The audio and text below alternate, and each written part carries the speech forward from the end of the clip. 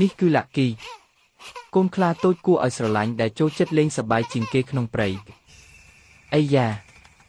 មេអំបៅស្រស់ស្អាតលាក់គីរត់តាមវាហាក់ភ្លេចអ្វីទាំងអស់តែពេលមេអំបៅហោះបាត់ទៅលាក់គីក៏ដឹងថាខ្លួនបានវង្វេងភ្លើហើយម៉ាក់ណេណាម៉ាក់ខ្លាកំប្រុកដ៏រហ័សរហួនបានឃើញទឹកភ្នែកលាក់គីក៏ចូលមកសួរនាំ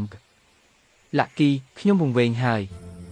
តើអ្នកអាចជួយរកផ្លូវទៅផ្ទះខ្ញុំបានទេកំប្រុកកុំភ័យតោះយើងទៅរកគ្នាពួកគេត្រូវឆ្លងកាត់ស្ទឹងតូចមួយលាក់គីខ្លាចទឹកតែមានកំប្រុកជួយរុញទឹកចិត្តនៅមាត់ស្ទឹងពួកគេបានជួបមិត្តថ្មីសត្វស្វាដ៏ឆ្លាតវៃស្វាបានឡើងទៅមើលពីលើដើមឈើខ្ពស់ស្វាខ្ញុំឃើញផ្លូវត្រូវគឺទៅទីនោះ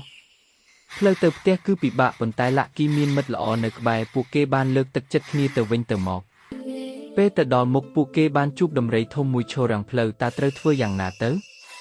កំប្រុកពូដំរីសូមមេត្តាជួយជាស្ផ្លូវផងលាក់គីត្រូវទៅរកកម្ដាយរបស់គេដំរីមកក្បាលពេលឆ្លងផុតដំរីលាក់គីឃើញម៉ាក់ខ្លាកំពុងដើរសំកាំងរកកូនលាក់គីស្រែកទាំងសប្បាយចិត្តទីបំផុតលាក់គីបានជួបម៉ាក់របស់ខ្លួនវិញហើយការអបដែលពោពេញដោយក្តីស្រឡាញ់និងភាពកក់ក្ដៅ